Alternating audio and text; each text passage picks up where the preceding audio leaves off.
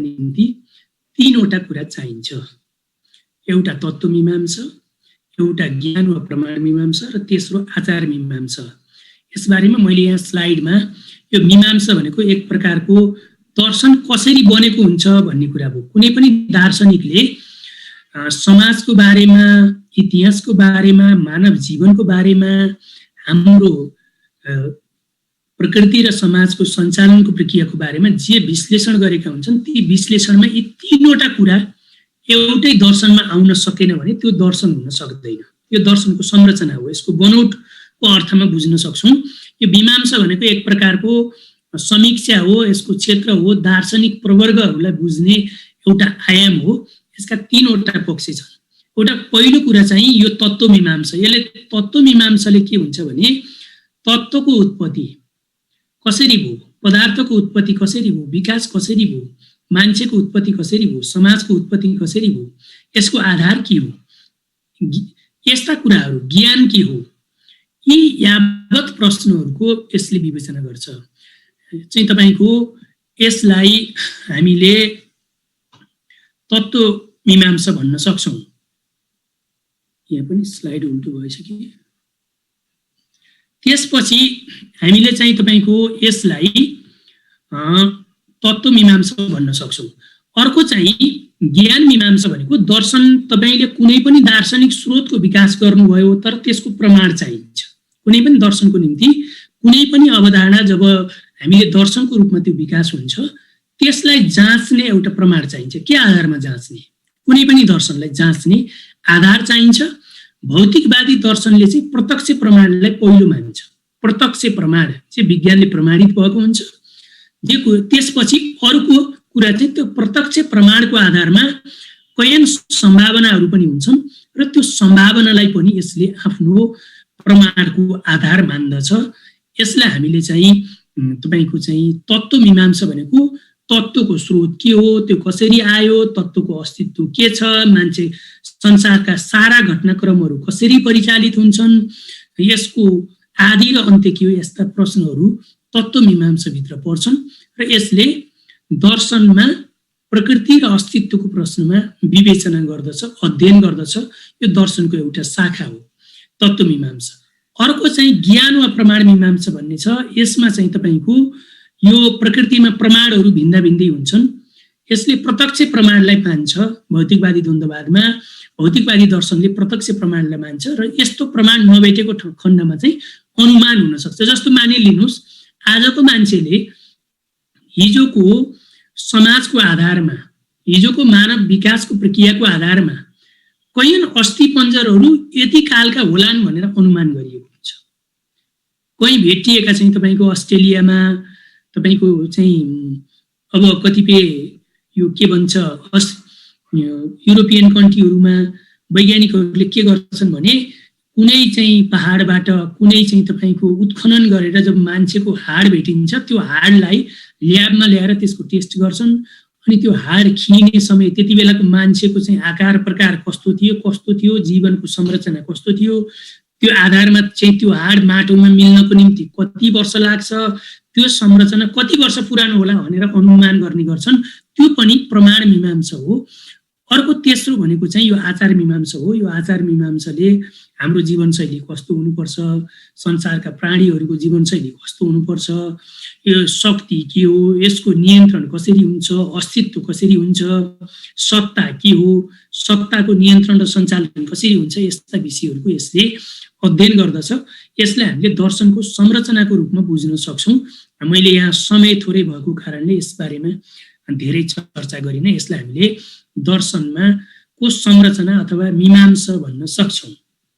त्यसपछि दर्शनको वर्गीय चरित्र मैले अघि नै भने वैज्ञानिक साम्यवादी समाजमा वर्गहरूको उन्मूलन हुनेछ, जसलाई वर्गको विलोपीकरण भनिन्छ, जहाँ चाहिँ तपाईको आर्थिक आधारमा मान्छेहरू समान हैसियतमा हुन्छन्। समाजवादी समाजले त्यो हैसियत प्राप्त गर्नको निम्ति अनवरत रूपमा समाजवादी कार्यक्रम लागू गर्छ। समाजवादी राज्यले त्यो आधारमा वर्गहरूको विलोपीकरणको प्रक्रियामा लैजान्छ। जब वर्गको विलोप हुन्छ त्यसपछि त्यहाँ राज्यको औचित्य रहँदैन। राज्यको औचित्य नभएपछि मानिसहरू सामाजिक रूपमा अन्तर्क्रिया गर्छन् र त्यो मार्फत आफ्नो जीवन वृद्धि गर्छन् र त्यस समाजमा दर्शनको वर्गीय चरित्र हुँदैन। मैले अघि नै भने प्राकृतिक भौतिकवाद कुनै त्यो वर्गको दर्शन थिएन, किनकि त्यहाँ वर्ग समाजको उदय भइसकेको थिएन। त्यस बाहेकका दासयुग, सामन्तवादी युग, पुँजीवादी युग र समाजवादी युगमा वर्गको अस्तित्व रहन्छ र त्यो वर्गको अस्तित्व रहन्जेलसम्म दर्शनले पनि वर्गीय पक्षधर्ताको वकालत गर्दछ। यसकारण दर्शन वर्गीय हुन्छ भन्ने कुरा हामीले बुझ्न जरुरी छ। शासक वर्ग, उत्पीडक वर्गले मुख्यतया यो दर्शनमा 5 वटा हतियारको एकैचोटि प्रयोग गर्दै आएको छ।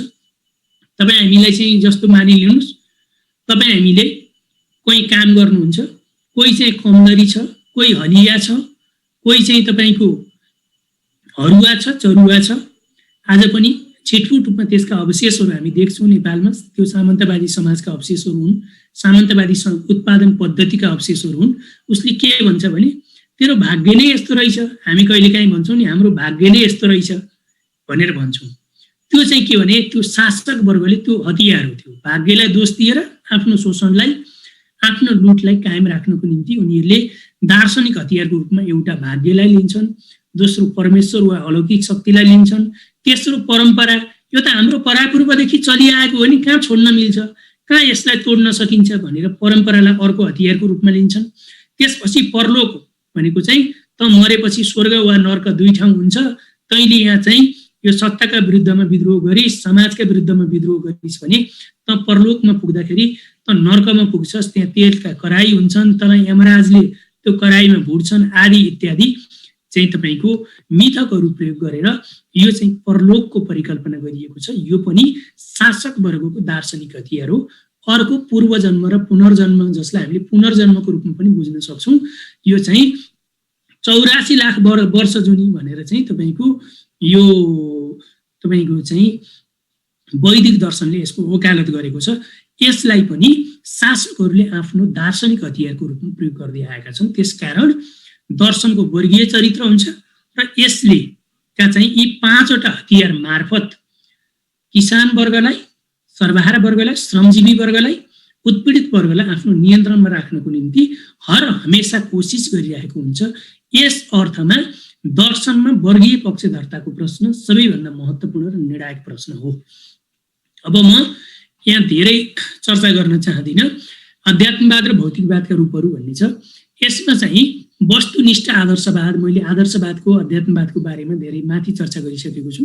यिनीहरू भनेको चाहिँ तपाईँको चाहिँ भौतिक वस्तुलाई पूजा गर्ने, भूमि पूजा गर्ने, सूर्य पूजा गर्ने, तपाईँ चन्द्रमाको पूजा गर्ने आदि इत्यादि, जसले भौतिक वस्तुलाई ईश्वरको रूपमा पूजा गर्दछन्, यिनीहरू वस्तुगत आदर्शवादी हुन्। दोस्रो चाहिँ अलौकिक शक्ति, अदृश्य शक्तिलाई पूजा गर्ने, ब्रह्मालाई पूजा गर्ने, विष्णुलाई पूजा गर्ने, महेश्वरलाई पूजा गर्ने आदि इत्यादि पूजा गर्ने जो चाहिँ छन् आध्यात्मवादीहरू, तिनीहरू चाहिँ आत्मगत आदर्शवादीको रूपमा चेतनाको अस्तित्वलाई सबैभन्दा प्रधान मान्ने चाहिँ यिनीहरू चाहिँ आत्मगत आदर्शवादीहरू हुन्। त्यसपछि भौतिकवाद र यसका रूपहरूमा स्वतः स्फूर्त भौतिकवाद, समाजको विकास प्रक्रिया आफसे आफ सञ्चालन हुन्छ, प्रकृति आफसे आफ गतिशील हुन्छ, यो प्रकृतिको सञ्चालनमा मान्छेको कुनै पनि भूमिका छैन भन्ने मान्यता राख्ने यो स्वतः स्फूर्त भौतिकवाद हो। द्वन्द्वात्मक तथा ऐतिहासिक भौतिकवादले यसको अस्तित्वलाई मान्दैन। द्वन्द्वात्मक भौतिकवादले सामाजिक क्रान्तिमा, समाजमा, समाजको विकास प्रक्रियामा बल प्रयोगको भूमिकामा महत्त्व राख्दछ। हामी आज विद्यालयहरू सञ्चालन गरेका छौँ, युनिभर्सिटीहरू सञ्चालन गरेका छौँ, त्यो सामाजिक क्रान्तिमा बल प्रयोग हो। त्यो नत्र यो स्वतः स्फूर्त भौतिकवादले के जन्मियो, समाजमा उसले सामाजिक क्रियाकलाप गर्छ, बाँच्नको निम्ति उसले काम गर्नुपर्ने हुन्छ, काम गर्ने क्रममा उसले आफै सिक्छ नि, किन पढाउनु पर्यो भन्ने मान्यता राख्छ। यसले एउटा इक्जाम्पल मैले तपाईँलाई दिन खोजेको। तर द्वन्द्वात्मक भौतिकवादले त्यो कुरा मान्दैन। सचेत प्रयत्न, धक्कापूर्ण क्रान्तिको भूमिकालाई द्वन्द्वात्मक भौतिकवादले मान्दछ। त्यसपछि अर्को यान्त्रिक भौतिकवादको बारेमा मैले अघि नै चर्चा गरिसकेको छु। पुँजीवादी समाजमा पुँजीवादले के भन्यो भने सामन्तवादका विरुद्ध विद्रोह गर्नु ठिक हो, दासयुगका विरुद्धमा विद्रोह गर्नु पनि ठिकै थियो, तर पुँजीवादका विरुद्ध विद्रोह गर्नु हुँदैन। अब यो समाज यहीँ रोकिनुपर्छ। यो यन्त्रको जस्तै एउटा चक्करमा, एउटा सर्कलमा घुमिरहन्छ समाज भनेर समाजलाई यथास्थितिमा राख्न कोसिस गर्दछ र त्यसका विभिन्न दार्शनिक अवधारणाको विकास गर्दछ। आज हामीले उत्तराधुनिकतावादको कुरा गरेका छौँ। आज चाहिँ तपाईको पुँजीवादले विकास गरेका नवोदारवाद, तपाईको भूमण्डलीकृत साम्राज्यवाद जस्ता धेरै आयामहरू छन्। यी सबै यान्त्रिक भौतिकवादका रूपहरू हुन् भनेर हामीले बुझ्न सक्छौँ। तेस्रो भनेको द्वन्द्वात्मक भौतिकवाद। यो द्वन्द्वात्मक भौतिकवादले समाज, प्रकृति, मान्छे सबै कुरा गतिशील छ, यो विकसित हुँदै जान्छ भन्ने कुरा यसले मान्दछ। यसलाई हामीले चाहिँ भौतिकवाद र यसका रूपहरू पनि व्याख्या गर्न सक्छौँ। अर्को चाहिँ द्वन्द्वात्मक भौतिकवादको अभिव्यक्ति भन्ने मैले यहाँ राखेको छु। यो भनेको पदार्थ र गति। यो तपाईँलाई मैले चर्चा गर्नै परेन। हरेक पदार्थहरू गतिशील छन्, त्यो गतिका कारण नै उनीहरू रूपान्तरण हुन्छन्, एक अर्कोमा रूपान्तरण हुन्छन्। हरेक वस्तुभित्र, पदार्थभित्र जीवनशील र मरणशील पक्ष छन्, तिनको बीचमा द्वन्द्व हुन्छ, त्यो द्वन्द्वले नै गति पैदा गर्दछ भन्ने कुरा द्वन्द्वात्मक भौतिकवादले मान्दछ। अर्को दिक् र काल भन्ने छ। काल भनेको समय हो, तपाईँहरूले बुझ्नुभएकै छ। दिक् भनेको कुनै पनि वस्तुको आकार प्रकार हुन्छ। काल भनेको समय, कुन समयको त्यो, आजको कि कहिलेको, 5000 वर्ष पहिलाको कि 10,000 वर्ष पहिलाको कि 15,000 वर्ष पहिलाको कि हिजोको कि 100 वर्ष पहिलाको कि कहिलेको, त्यो काल त्यो हो। तर दिक् भनेको हरेक वस्तुको त्यसको तौल हुन्छ, त्यसको आकार हुन्छ, चौडाइ हुन्छ, लम्बाइ हुन्छ, त्यसले निश्चित ठाउँ ओगटेको हुन्छ। यी सबै कुरा हुन्छ। कुनै पनि वस्तु, समाज, इतिहास, मान्छे, मान्छेको चिन्तन प्रणाली, उसका योगदानलाई बुझ्ने बेला पनि हामीले यो दिक् र कालको समुच्चयको आधारमा बुझ्नुपर्ने हुन्छ। अर्को यहाँ भाषा र चेतना भन्ने छ। यो चाहिँ तपाईको दार्शनिक विकासको क्रममा भाषा र चेतनाले आफ्नो अभिव्यक्तिको प्रक्रियालाई सहज बनाइदिएको छ। भाषाको माध्यमद्वारा भाषाले चेतनालाई, चेतनाको विकासलाई यसले चाहिँ तीव्रतामा लैजान्छ। यी दुईटाको बीचमा पनि अन्योन्याश्रित द्वन्द्वात्मक सम्बन्ध छ भन्ने कुरा मैले यहाँ संक्षिप्तमा राख्न खोजेँ। त्यसपछि अर्को चाहिँ मार्क्सवादी दर्शनको उदय भन्ने म संक्षिप्तमा चर्चा गर्न चाहन्छु। सन् 1848 मा कार्ल मार्क्स र फ्रेडरिक एङ्गेल्सले एउटा कम्युनिस्ट घोषणा पत्र लेख्नुभयो। त्यो कम्युनिस्ट घोषणा पत्र नै मार्क्सवादी दर्शनको पहिलो प्रारूप हो। यो चाहिँ 1848 भन्दा पहिला समाजमा विभिन्न दार्शनिक धाराहरू थिए। उहाँहरू चाहिँ हेगेलको द्वन्द्ववाद र फायरबाखको भौतिकवाद, कान्ट, फिक्टे लगायतका दार्शनिकहरू थिए। पूर्वीय समाजमा पनि त्यस्ता दार्शनिकहरू छन्। मैले यहाँ संक्षिप्तमा त्यो चर्चा गर्न पाइनँ आज। जस्तो वामदेव जो हलो क्रान्तिका नायकहरू छन्। त्यसपछि हेराक्लिटसको परमाणु सिद्धान्तका वकालत गरेका छन् उनले। त्यसै गरी चाहिँ तपाईँको चिनिया दार्शनिक तपाईँको चाहिँ यो के भन्छ, उनको ताओवाद छ। अब उनले लाओत्से, उनको दर्शनले चाहिँ प्रकृति प्रधान मान्दछ। त्यसै गरी चाहिँ तपाईँको बृहस्पति छन्। उनी चाहिँ पहिलो भौतिकवादी दार्शनिकको रूपमा हामीले चाहिँ यो वर्ग समाजको उदयपछि हामीले उनलाई बुझ्न सक्छौँ। त्यसै गरी चारवाक दर्शन छ, आदि इत्यादि पूर्वीय दर्शन पनि छ। त्यसै गरी पश्चिममा पनि अरस्तु, सुकरात, प्लेटो लगायतका धेरै दार्शनिकहरू पछिल्लो चरणमा आउँदा कान्ट, फिक्टे अनि हेगेल र फायरबाखसम्म आइपुग्दाखेरि मार्क्स एङ्गेल्सले ती सबै दार्शनिक धाराहरूको राम्रोसँग अध्ययन गर्नुभयो। त्यो अध्ययनको आधारमा यो द्वन्द्वात्मक तथा ऐतिहासिक भौतिकवादी दर्शनको विकास भएको हो।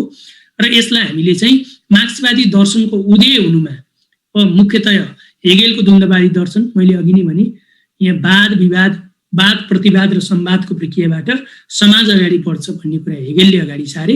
यद्यपि उनले के भने अन्तिममा आइपुग्दाखेरि यो राज्य भनेको ईश्वरको अवतार हो र चाहिँ राजा महाराजाहरूलाई, शासकहरूलाई ईश्वरले आफै आउन मिल्दैन, किनकि उनी अदृश्य छन्, माथि बसेर हेरिरहेका छन्। यहाँ चाहिँ उनले खटन पटन गर्नको निम्ति त्यस्ता प्रतिनिधिहरू पठाएका हुन्, राजा महाराजाहरू। त्यसकारण राज्यका विरुद्धमा विद्रोह गर्नु हुँदैन, त्यो अपराध हो भनेर हेगेलले पछि संश्लेषण गरे। त्यस अर्थमा उनको दर्शन द्वन्द्वात्मक हुँदाहुँदै पनि, द्वन्द्ववादी हुँदाहुँदै पनि त्यो दर्शन भौतिकवादी हुन सकेन, त्यो प्रत्ययवादी दर्शन रह्यो। तर मार्क्स एङ्गेल्सले हेगेलको दर्शनबाट द्वन्द्ववादलाई निकालेर आफ्नो जीवनमा, आफ्नो दर्शनमा प्रयोग गर्नुभयो। त्यसै गरी फायरबाख एउटा भौतिकवादी दार्शनिक थिए, उनी पनि जर्मन दार्शनिक हुन्। उनले चाहिँ हेगेलको द्वन्द्ववादको आलोचना गर्ने क्रममा आफ्नो दार्शनिक धाराको विकास गरे। यद्यपि पछिल्लो चरणमा उनले पनि के भने उनी निरेश्वरवादी दार्शनिक हुन्। उनले धर्मको विरोध गरे, ईश्वरको अस्तित्वलाई उनले स्वीकार गरेनन्। तर अन्तिममा के भने यो धर्मको शोषणलाई अन्त्य गर्नको निम्ति नयाँ धर्म चाहिन्छ भनेर उनले पनि धर्मको वकालत गरे र उनले यो चाहिँ हेगेलको द्वन्द्ववादको आलोचना गर्ने, हेगेलको दर्शनको आलोचना गर्ने क्रममा उनको द्वन्द्ववादको पनि आलोचना गरे र अन्तिममा उनले प्रकृतिलाई, समाजलाई, इतिहासलाई, घटनाक्रमलाई जड वस्तुको रूपमा संश्लेषण गरे, जसलाई चाहिँ हामीले भौतिकवादी तर चाहिँ अधिभूतवादी दार्शनिकको रूपमा चिन्छौँ। मार्क्स एङ्गेल्सले दर्शनको क्षेत्रमा हेगेल र फायरबाखको दर्शनका सकारात्मक पक्षहरूलाई अनुसरण गर्नुभएको छ, संश्लेषण गर्नुभएको छ। मार्क्सले एक ठाउँमा भन्नुभएको छ, यो युरोपको दर्शन टाउकोले टेकेको थियो, मेरो जिम्मेवारी भनेको टाउकोले टेकेको दर्शनलाई खुट्टाले टेकेर उभ्याउनु हो भन्ने उहाँले संश्लेषण गर्नुभएको छ।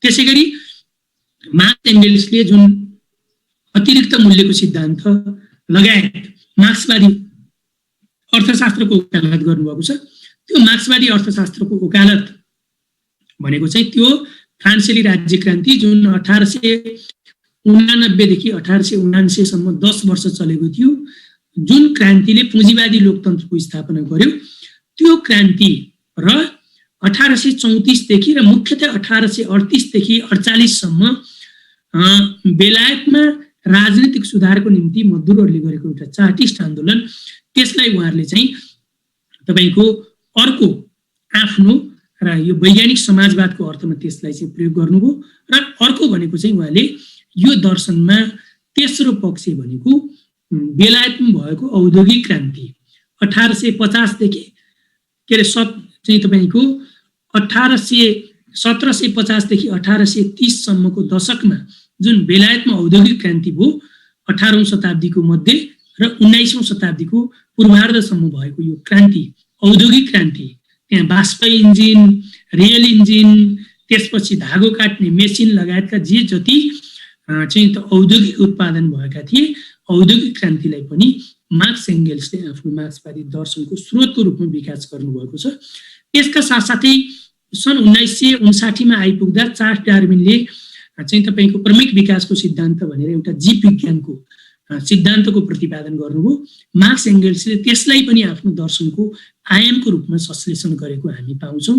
उहाँले समाज विज्ञानको क्षेत्रमा मोर्गेनको चाहिँ तपाईको परिवार समाजको उत्पत्ति र विकास सम्बन्धी सिद्धान्तलाई पनि उहाँले आफ्नो दार्शनिक सिद्धान्तको रूपमा विकास गर्नुभएको छ। यी सबै घटनाक्रमहरू, यी सबै पृष्ठभूमिहरू मार्क्सवादी दर्शनको विकासका पूर्वार्धहरू हुन्। यसले पूर्वाधारको रूपमा काम गरेका छन्। मैले यति कुरा मात्र यहाँ राखेँ। त्यसपछि अर्को मार्क्सवादका 3 संगठक अङ्गहरू जुन मार्क्सवादका हामीले दर्शनशास्त्र, मार्क्सवादी अर्थशास्त्र र वैज्ञानिक समाजवाद भनेर हामी यो अङ्गहरू पढ्छौँ। यसमा मार्क्सवादी दर्शन मूलतः द्वन्द्वात्मक तथा ऐतिहासिक भौतिकवादी दर्शन हो। यो सर्वहारा वर्गको वर्ग पक्षधर्तामा आधारित दर्शन हो। यसले मान्छे कसरी बाँच्छ, मान्छे कसरी ठगिन्छ र मान्छेले कसरी मुक्ति प्राप्त गर्दछ भन्ने कुराको सुव्यवस्थित रूपमा विवेचना गरेको छ। यो चाहिँ दर्शनशास्त्र हो। मार्क्सवादी अर्थशास्त्रले अतिरिक्त मूल्यको सिद्धान्त, मान्छे कसरी शोषण गर्छ, पुँजीपतिले एकजना मजदुरमाथि कसरी शोषण गर्छ भन्ने बारेमा यहाँ त्यसको विवेचना गरेको छ गहिरो गरी र त्यसको विकल्पको रूपमा समाजवादी व्यवस्थाको विश्लेषण गरेको छ। यसलाई हामीले राजनीतिक अर्थशास्त्रको, मार्क्सवादी अर्थशास्त्रको आयामको रूपमा बुझ्न सक्छौँ।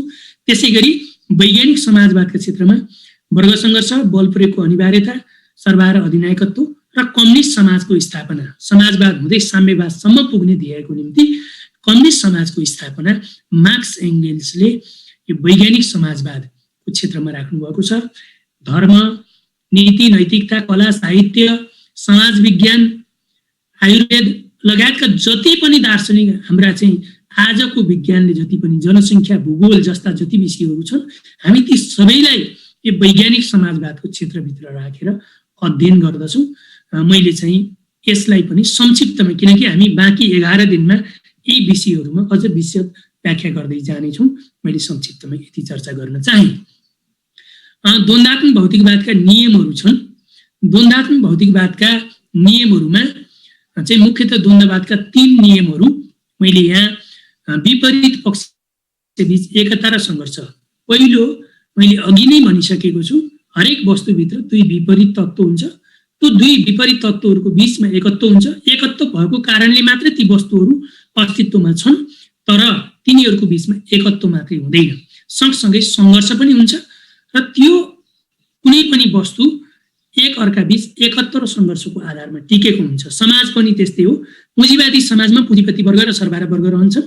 सर्वहारा वर्गलाई आफ्नो पेटको आवश्यकताले, आफ्नो परिवार पाल्ने आवश्यकताले उसलाई जागिर चाहिन्छ, उसलाई पेसा चाहिन्छ, उसलाई काम चाहिन्छ। त्यो उसको आवश्यकता हो, पेटको आवश्यकता, परिवारको आवश्यकता, जीवन वृत्तिको आवश्यकता हो।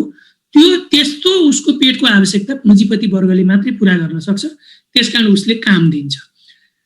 मजदुरलाई काम चाहिएको हुन्छ, पुँजीपति वर्गलाई काम गर्ने कामदार चाहिएको हुन्छ। ती दुवैको स्वार्थ मिल्छ, त्यसकारण यहाँ एकत्व हुन्छ। तर तिनीहरूको बीचमा एकत्वपछि लगातार सङ्घर्ष भइरहेको हुन्छ, किनकि पुँजीपति वर्गले कमभन्दा कम ज्यालामा मजदुरबाट धेरैभन्दा धेरै काम लिन चाहन्छ। मजदुर वर्गले आफ्नो श्रमको मूल्य खोज्दछ। आफूले जति श्रम गरेको छ त्यति नै ज्याला मूल्य प्राप्त गर्न खोज्दछ। त्यो प्राप्त हुँदैन। त्यो प्राप्त नभएको परिस्थितिमा ती दुईटा वर्गको बीचमा त्यहाँ सङ्घर्ष हुन्छ। यो एकत्व बाध्यात्मक हो, त्यसकारण यो सापेक्षी हुन्छ। सङ्घर्ष यो के हो भने निरपेक्षी हो। त्यसकारण हरेक वस्तुभित्र एकत्व र सङ्घर्ष हुन्छ। त्यो एकत्व र सङ्घर्षमा एकता सापेक्ष हुन्छ र सङ्घर्ष निरपेक्ष हुन्छ भन्ने अर्थमा हामीले बुझ्न जरुरी छ। त्यसपछि अर्को मात्राबाट गुणमा रूपान्तरण। जब यी दुईटा वस्तुहरू बीच एक अर्कामा सङ्घर्ष हुन्छ, त्यो सङ्घर्ष एउटा निश्चित बिन्दुमा पुगिसकेपछि एक अर्कामा फेरिन्छन्। यो सङ्घर्षमा कुन वर्गले विजय हासिल गर्छ? सर्वहारा वर्गले विजय हासिल गर्यो भने त्यो समाजवादतिर जान्छ। पुँजीवादी वर्गले चाहिँ यहाँ विजय हासिल गर्यो भने फेरि त्यहाँ प्रतिक्रान्ति हुन्छ र उसले पुरानै समाजमा, पुरानै शोषणमा समाजलाई अगाडि बढाउँछ। जस्तो कि यो मात्राबाट गुणमा रूपान्तरण पनि हामीले के बुझ्नुपर्छ भने पानीलाई तपाईँले 100 डिग्री सेन्टिग्रेडमा उमाल्नुभयो भने 1 डिग्रीदेखि 79 डिग्री सेन्टिग्रेडसम्म त्यसको मात्रा मात्रै बदलिन्छ। मात्रा बदलिन्छ। कम चिसो पानी अब क्रमशः तातो हुँदै जान्छ, तातोबाट बढी तातो हुँदै जान्छ। जब 100 डिग्री सेन्टिग्रेडमा यो पानी पुग्छ, अब यो बाफको रूपमा परिणत हुन्छ। त्यस्तै यो पानीलाई तपाईँले 1 डिग्री सेन्टिग्रेडबाट माइनसतिर ल्याउँदै जानुभयो भने यही पानी फेरि बरफमा बदलिँदै जान्छ। त्यसकारण हरेक वस्तु सुरुमा त्यसको क्रमगत रूपमा त्यसको मात्रात्मक विकास हुन्छ र मात्रात्मक विकास एउटा निश्चित बिन्दुमा पुगिसकेपछि त्यो विकास हुन्छ। कुनै पनि बच्चा आमाको भ्रूणमा 9 महिनासम्म उसको क्रमिक विकास मात्रै हुन्छ। क्रमिक विकास हुँदै हुँदै हुँदै जान्छ। जब त्यहाँ 10 महिनाको एउटा विकास प्रक्रिया पुरा गर्छ त्यसले, त्यो चाहिँ अब आमाको पेटबाट पृथ्वीमा ऊ चाहिँ बाहिरी संसारमा आउँछ। त्यो पनि मात्राबाट गुणमा रूपान्तरणको प्रक्रिया हो। त्यो एउटा छलाङको रूपमा अभिव्यक्त हुन्छ भन्ने कुरा हामीले बुझ्न जरुरी छ। तेस्रो कुरा मैले यहाँ निषेधको रूपमा यहाँ राखेको छु। यो निषेधको निषेध भनेको चाहिँ के हो भने कुनै पनि वस्तु,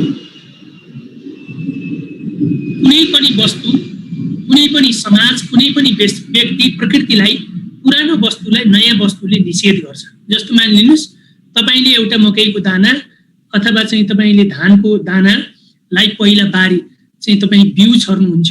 बिउ छरिसकेपछि त्यो बिउले जब त्यहाँबाट टुसा अङ्कुर आउँछ त्यसले मकैको दाना सर्छ।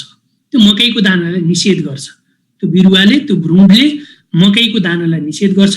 त्यो मकैको दाना फेरि बाट निस्केको जुन बिरुवा हुन्छ त्यो बिरुवालाई हामीले बारीमा लगेर रोप्छौँ। त्यसले फल दिन्छ, त्यहाँ घोगा लाग्छ। अनि त्यसपछि त्यो मकैले फेरि चाहिँ त्यो बोटलाई निषेध गर्छ, बोट मर्छ।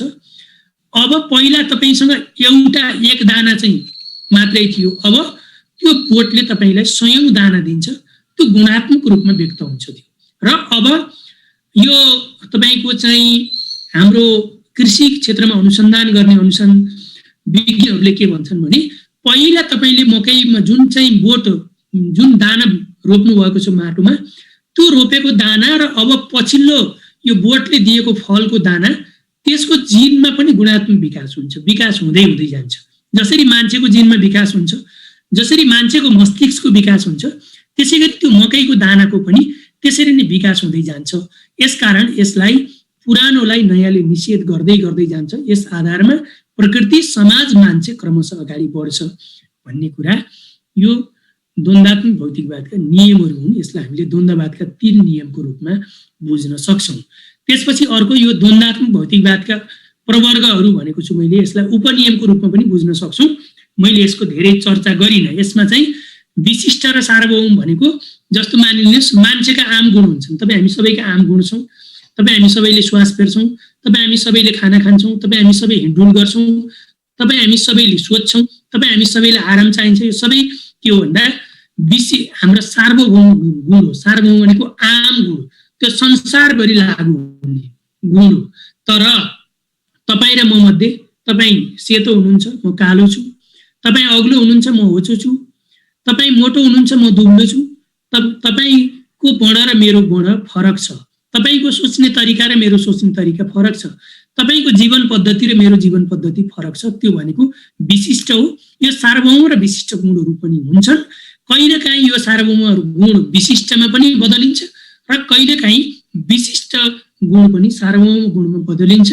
कसको आयतन बलियो हुन्छ, कसको शक्ति बलियो हुन्छ, त्यसले एउटा गुणबाट अर्को गुणमा रूपान्तरण गर्नको निम्ति प्रयत्न गर्दछ। त्यसैगरी सार र दृश्य रूप भनेको, सार भनेको अन्तर्वस्तु हो, तपाईँको आन्तरिक गुण हो। दृश्य रूप भनेको तपाईँले बाहिर देखिने तपाईँको बाहिरी रूप हो। यसको पनि प्रभाव हुन्छ। यो दृश्य रूपले सारलाई संरक्षण गर्छ, यो सारले दृश्य रूपलाई बदल्छ। यी दुईटाको बीचमा पनि द्वन्द्वात्मक सम्बन्ध हुन्छ। यो समाजमा पनि यसरी नै चाहिँ अभिव्यक्त हुन्छ। त्यसपछि अर्को कारण र कार्य, यसको पनि संगति छ।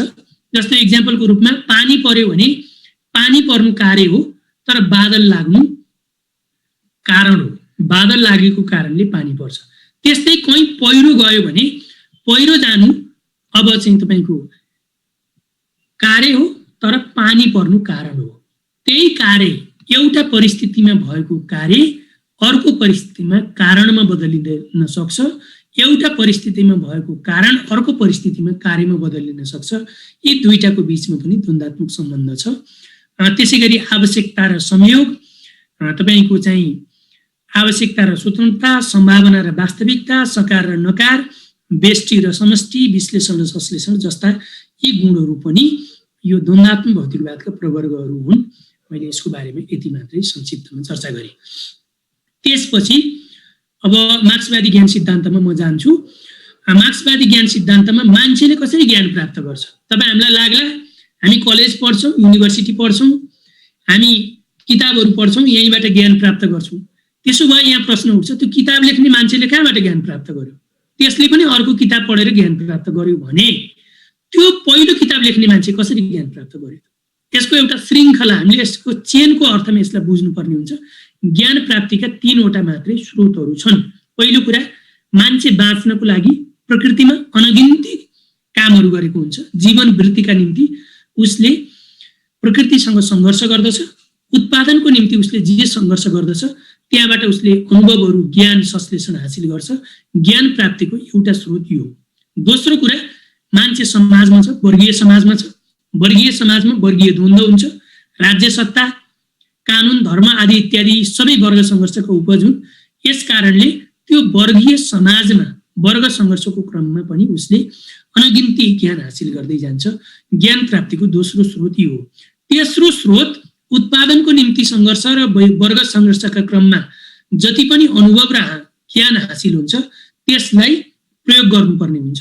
त्यो प्रयोगको क्रममा त्यहाँ विज्ञानको कसीमा त्यसलाई जाँच्नुपर्ने हुन्छ। त्यसरी जाँच्ने क्रममा पनि यसले ज्ञान प्राप्त हुन्छ। यो ज्ञान प्राप्ति भनेको कुनै ईश्वरले, ब्रह्माले तपाईँ हाम्रो 6औं दिन, तपाईँ हामी जन्मेको 6औं दिन तपाईँको मस्तिष्कमा ल्याएर टपक्क टिपेर कुनै कुरा ल्याएर हालिदिएको कुरा होइन। यो जीवन वृत्तिका क्रममा उत्पादनका निम्ति सङ्घर्ष, वर्ग सङ्घर्ष र वैज्ञानिक प्रयोगका क्रममा हामीले जे जति अनुभवहरू हासिल गर्दै जान्छौँ त्यसको संश्लेषण, त्यसको सङ्कलन नै ज्ञान हो भनेर हामीले बुझ्नुपर्ने हुन्छ।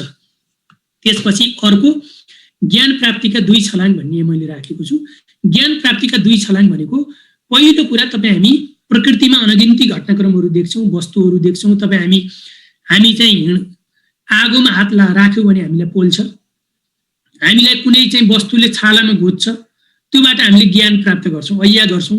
त्यो हाम्रो अनुभूतिको तह हो। त्यो भनेको इन्द्रिय ग्राह्य ज्ञान। हाम्रा 5वटा इन्द्रियहरू छन्, नाक, कान, घाँटी, छाला, हैन, अब जिब्रो, यी लगायतका 5वटा इन्द्रियले जुन ज्ञान त्यहाँ प्रत्यक्ष रूपमा जुन कुरा ठोकिन्छ त्यो चाहिँ पहिलो ज्ञानको रूपमा अभिव्यक्त हुन्छ।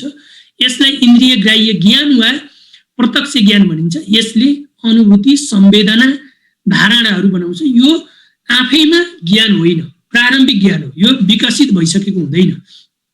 तर तपाईको अब प्रारम्भिक ज्ञानलाई तपाईले के गर्नुहुन्छ भने त्यसमाथि तर्क, वितर्क, अन्वेषण, विश्लेषण गर्न थाल्नुहुन्छ र त्यो ज्ञान चाहिँ उन्नत ज्ञानको रूपमा विकसित हुन्छ, जसलाई बुद्धिसङ्गत ज्ञान भनिन्छ। अब तपाईले यो बुद्धिसङ्गत ज्ञानमा अब यो सिद्धान्तको रूपमा, दर्शनको रूपमा विकसित हुन्छ। यो चाहिँ बुद्धिसङ्गत ज्ञान हो। यो बुद्धिसङ्गत ज्ञान जब तपाईले कुनै पनि सिद्धान्त, अन्वेषण, आविष्कार, दर्शनको विकास हुन्छ, कुनै विचारधाराको विकास गर्नुहुन्छ तपाईले, अब त्यसलाई फेरि व्यवहारमा प्रयोग गर्नुपर्ने हुन्छ। यो साँचो छ कि छैन, यो प्रमाणित हुन्छ कि हुन्न भन्ने कुरा जाँच्नको निम्ति यसलाई व्यवहारमा प्रयोग गर्नुपर्ने हुन्छ। व्यवहारमा प्रयोगका क्रममा यो चाहिँ थप विकसित हुन्छ र यो प्रयोग, पुनः प्रयोग, पुष्टि, पुनर्पुष्टि हुँदै हुँदै यो ज्ञान पनि क्रमशः छिपछिपेबाट गहिराइतिर प्रवेश गर्छ र यसरी मान्छेले ज्ञान प्राप्त गर्दछ। यहाँ ज्ञान प्राप्तिका 3वटा चरण छन्। एउटा इन्द्रिय ग्राह्य ज्ञानको चरण, दोस्रो बुद्धिसङ्गत ज्ञानको चरण र तेस्रो बुद्धिसङ्गत ज्ञानलाई फेरि व्यावहारिक प्रयोग र परीक्षणको चरण। यी 3वटा चरण छ। यो 3वटा चरणमा उसले ज्ञानले 2 चोटि फड्को हान्छ। पहिलो फड्को इन्द्रिय ग्राह्य ज्ञानबाट यो बुद्धिसङ्गत ज्ञानमा फड्को हान्छ। पहिलो फड्को, किनकि यहाँ अनुभूति थियो, धारणा थियो, संवेदना थियो। योबाट कहाँ विकास भयो? सिद्धान्त, पद्धति, विचारधारा, दर्शनको रूपमा यो विकास भयो दोस्रो चरणमा। त्यसपछि योबाट पनि अब यो चरणमा संश्लेषण गरेपछि फेरि फड्को हान्छ व्यावहारिक प्रयोगमा। व्यावहारिक प्रयोगमा दोस्रो पटक फड्को हान्छ। यसरी ज्ञानले 2 पटक फड्को हान्छ, जसलाई हामी 2 छलाङ भन्यौँ र यसका 3वटा चरणहरू हुन्छन् भन्ने कुरा मैले तपाईको चाहिँ यसरी यहाँ राख्न चाहे। तेस्रो कुरा चाहिँ अब यो सही ज्ञान कसरी आउँछ? सही ज्ञान कसरी आउँछ भन्दा माओ सेतुङ के भन्छन् भने दर्शन भनेको पहाडबाट जन्मिन्छ, यो झुपडीबाट जन्मिन्छ। अगाएकाहरूबाट मानव जातिको दर्शनको विकास हुन सक्दैन, किनकि यो उत्पादन पद्धतिको आवश्यकताको उपज हो। जो सन्तुष्ट हुन्छ, जो पूर्ण हुन्छ, जसलाई केही कुराको आवश्यकता नै छैन, त्यस्तो मान्छेले दर्शनको विकास गर्न सक्दैन, ज्ञानको विकास हुन सक्दैन। ज्ञान र चेतनाको विकास भनेको उत्पादन पद्धतिको आवश्यकताको आधारमा, मानव जीवनको वृत्तिको क्रममा विकसित भएको ज्ञानको आधारमा, प्रयोगको आधारमा यो विकसित हुन्छ। व्यवहारबाट प्रमाणित भएको ज्ञान मात्रै वास्तविक अर्थमा प्राप्त हुन सक्छ। जस्तो जीव विज्ञानको सिद्धान्त विकास गर्न डार्विन जस्ता हजारौं दार्शनिकहरू लागे, हजारौं वैज्ञानिकहरू लागे, तर उनीहरूले विज्ञानका नियमहरूलाई आत्मसात गर्न सकेनन् र त्यसले त्यो विज्ञानको रूपमा विकसित हुन सकेन। त्यो चार्ल्स डार्विनले मात्रै त्यसका विज्ञानका नियमहरूलाई समातेर त्यसलाई वैज्ञानिक अन्वेषण गरे। उनको मात्रै व्यवहारबाट सही ठहरियो, प्रयोगबाट सही ठहरियो, व्यवहारबाट प्रयोगबाट सही ठहरिएको दर्शन मात्रै त्यो चाहिँ विज्ञानको रूपमा, त्यो अवधारणा मात्रै दर्शनको रूपमा, सिद्धान्तको रूपमा विकसित हुन्छ। यस अर्थमा मान्छेले, हामीले कहिलेकाहीँ भन्छौँ नि असफलता नै सफलताको जननी हो भनेर। हामी पढ्दै जाँदा, गर्दै जाँदा, काम गर्दै जाँदा, जीवन वृत्तिका क्रममा जति पनि अनुभव हासिल गर्छौँ त्यहाँबाट हामी सफल भयौँ भने त्यो सिद्धान्तको रूपमा विकास हुन्छ, त्यो संश्लेषणको रूपमा विकास हुन्छ, अरूका निम्ति त्यसले प्रेरणाको रूपमा काम गर्छ। तर हामी त्यहाँ सफल भएनौँ, ठक्कर खायौँ, चिप्लियौँ भने त्योबाट पनि हामीले फेरि शिक्षा लिन्छौँ, त्यो पनि ज्ञान हो। तर त्यो ज्ञान विकसित ज्ञान होइन, त्यो संश्लेषित ज्ञान होइन भन्ने अर्थमा हामीले बुझ्नुपर्छ र यस अर्थमा हामीले मार्क्सवादी ज्ञान सिद्धान्तलाई बुझ्न सक्छौँ। त्यसपछि ऐतिहासिक भौतिकवाद, यो बारेमा म धेरै चर्चा गर्दिनँ किनकि हाम्रो अर्को कक्षा नै छ। यो ऐतिहासिक भौतिकवादले यो भौतिक वस्तुको आधारमा इतिहासको, समाजको, घटनाक्रमको, मान्छेको विवेचना गर्ने एउटा प्रणाली हो। जस्तो हामी पृथ्वीनारायण शाहको विवेचना गर्यौँ भने पृथ्वीनारायण शाहलाई आजको आँखाले हेरेर पुग्दैन। आजको विज्ञान र प्रविधिको आजको डिजिटल युगबाट पृथ्वीनारायण शाहलाई विश्लेषण गर्यौं भने हामी क्रान्तिकारी मार्क्सवादी हुन सक्दैनौँ। आजभन्दा 260 वर्ष पहिलाको समाज कहाँ थियो, त्यहाँको जीवनस्तर के थियो, चेतना कस्तो थियो, उत्पादन पद्धति कस्तो थियो, मान्छेहरू केमा आश्रित थिए, शिक्षा कस्तो थियो, संस्कृति कस्तो थियो, त्यति बेलाको सामाजिक सम्बन्ध कस्तो थियो, यावत प्रश्नको विवेचना गरेर मात्रै पृथ्वीनारायण शाहले हिजो लिएको त्यति बेला लिएको निर्णय ठिक थियो कि गलत थियो भन्ने ठाउँ पुग्न सक्छ। त्यस्तै कुरा मार्क्सको हकमा पनि लागू हुन्छ, सुकरातको हकमा पनि लागू हुन्छ, त्यो चाहिँ तपाईको त्यसरी लागू हुन्छ। त्यसकारण ऐतिहासिक भौतिकवादले समकालीन समाजको उत्पादन पद्धतिको विकास कस्तो छ त्यसको आधारमा समाजको, इतिहासको, मानव जातिको र घटनाक्रमहरूको यसले विश्लेषण गर्दछ। यसलाई हामीले चाहिँ ऐतिहासिक भौतिकवादको रूपमा हामीले बुझ्न सक्छौँ। त्यसपछि चाहिँ यो वर्गको उत्पत्ति र विकास भन्ने टपिक मैले यहाँ राखेको छु। वर्गको उत्पत्ति भनेको चाहिँ वर्गमा दुईवटा वर्गहरू छन् समाजमा। मूलत धेरै उपवर्गहरू भए पनि मूलत ती उपवर्गहरू दुईवटा वर्गमा गएर संकेन्द्रित हुन्छन्। त्यो भनेको चाहिँ शोषक र शोषित, शासक र शासित, उत्पीडक र उत्पीडित वर्गको रूपमा समाजमा वर्गहरूको कित्ताबन्दी हुन्छ। ती धेरैवटा वर्ग पनि त्यो अन्तिममा गएर ती दुईटा वर्गमध्ये एउटा वर्गको पक्षमा उभिएको हुन्छ। र वर्ग निर्माणमा चारवटा आधारहरू छन्। हामीले कहिलेकाहीँ भन्छौँ नि, वर्ग तपाईँ हाम्रो वर्ग के हो कम्युनिस्ट पार्टीमा? कम्युनिस्ट पार्टीका व्यक्तिको, नेताको, कार्यकर्ताको वर्गको निर्धारण कसरी हुन्छ भन्दा वर्ग निर्धारणको निम्ति चारवटा कुरालाई हामीले ख्याल गर्नुपर्ने हुन्छ। पहिलो कुरा, उत्पादनका साधनहरूमाथिको उसको स्वामित्व कस्तो छ। हेर्नुहोस् है, उसको भूमि, पुँजी, श्रम, सङ्गठन जस्ता जुन हामीले उत्पादनका साधनको रूपमा परिभाषित गर्छौँ त्यसमा तपाईको स्वामित्व छ कि छैन, पहिलो कुरा त्यो हेरिन्छ। दोस्रो, श्रम व्यवस्थापनमा ऊ निर्णायक छ कि छैन, उसको त्यहाँ भूमिका छ कि छैन, उसले त्यहाँ खटनपटन गर्ने अधिकार राख्छ कि राख्दैन, त्यो आधारमा त्यो सर्वहारा वर्ग, श्रमजीवी वर्ग हो कि होइन भन्ने कुरा टुङ्गिन्छ। तेस्रो भनेको प्राप्त गर्ने सम्पत्तिको हिस्सेदारी, उसले श्रम गरिसकेपछि प्राप्त गर्ने सम्पत्तिको हिस्सेदारी त्यो न्यायपूर्ण छ कि अन्यायपूर्ण छ, कस्तो छ त्यो। चौथो कुरा भनेको उसको सामाजिक प्रभाव र हैसियत कस्तो छ। त्यो सामाजिक प्रभाव र हैसियत भनेको त्यो चाहिँ तपाईको त्यसको सामाजिक प्रभुत्व कस्तो छ भन्ने कुराको आधारमा, यी चारवटा आधारमा मान्छे कहाँ छ त्यसको आधारमा उसको वर्गको निर्धारण हुन्छ।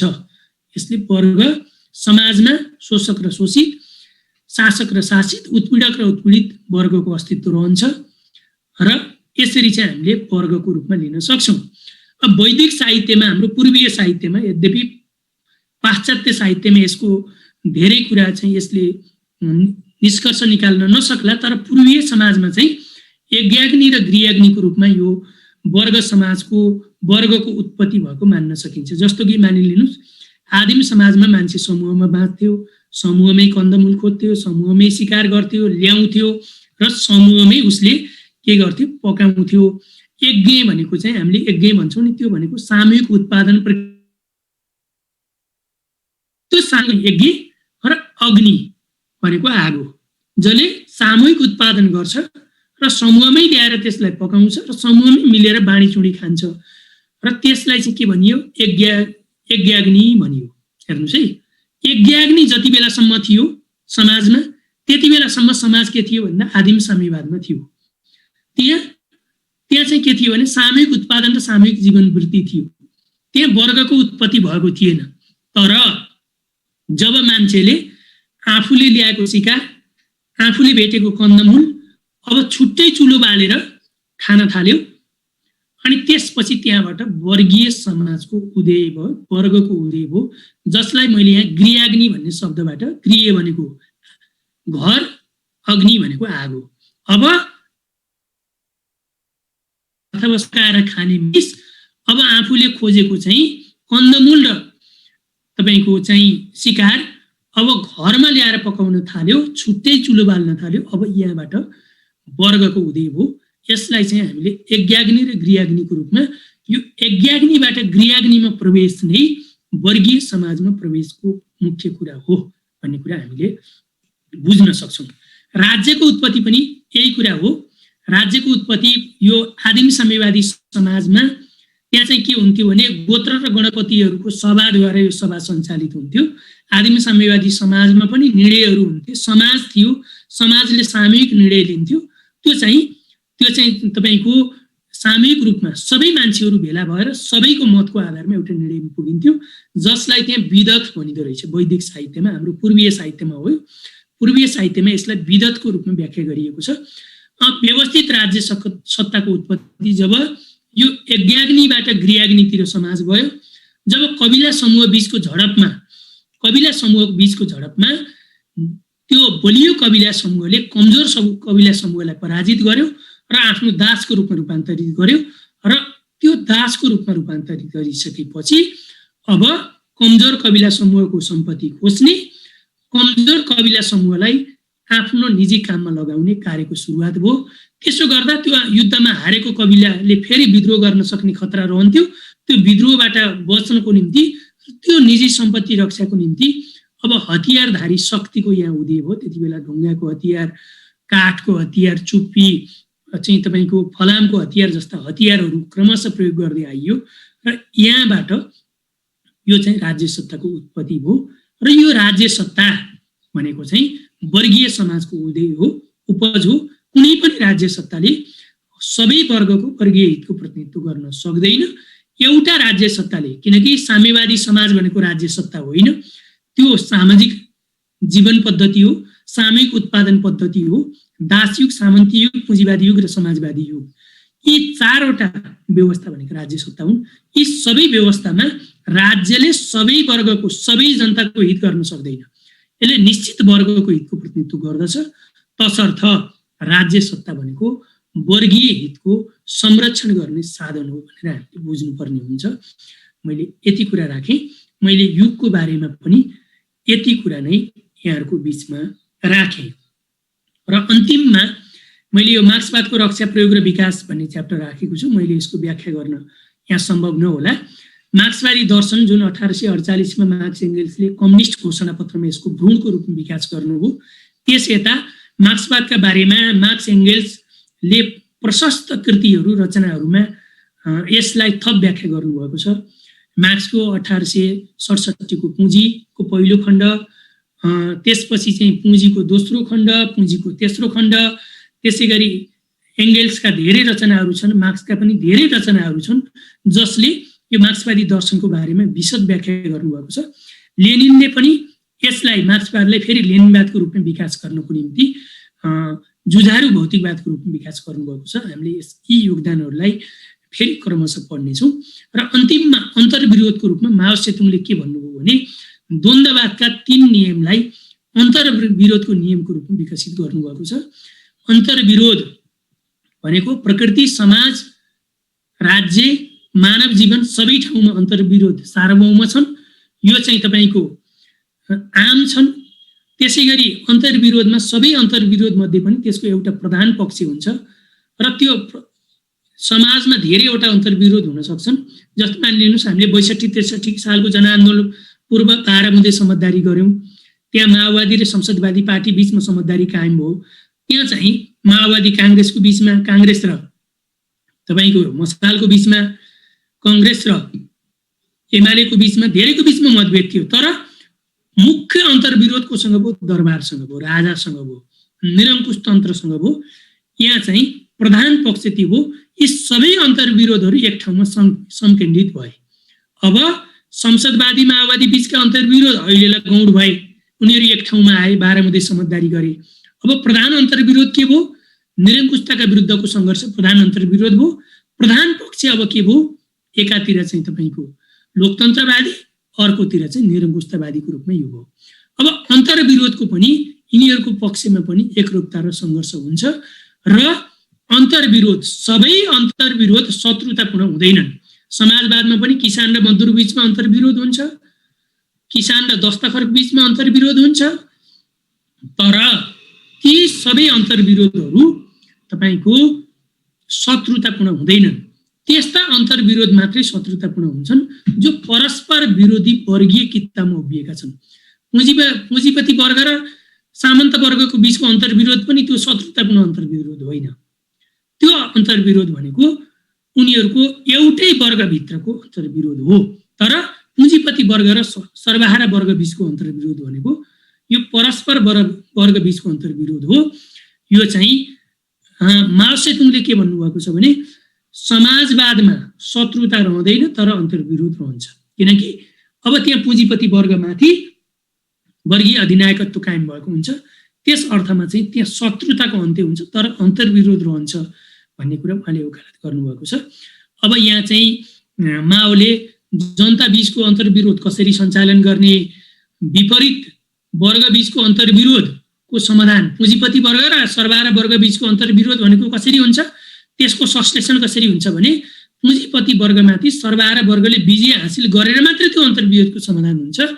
तर मजदुर र किसान बीचको अन्तर्विरोध, गाउँ र सहर बीचको अन्तर्विरोध, बौद्धिक श्रम र शारीरिक श्रमको अन्तर्विरोध, सामाजिक श्रम र मानसिक चाहिँ व्यक्तिगत श्रमको अन्तर्विरोध, यी सबै अन्तर्विरोध मित्रतापूर्ण ढङ्गले हल गर्नुपर्छ।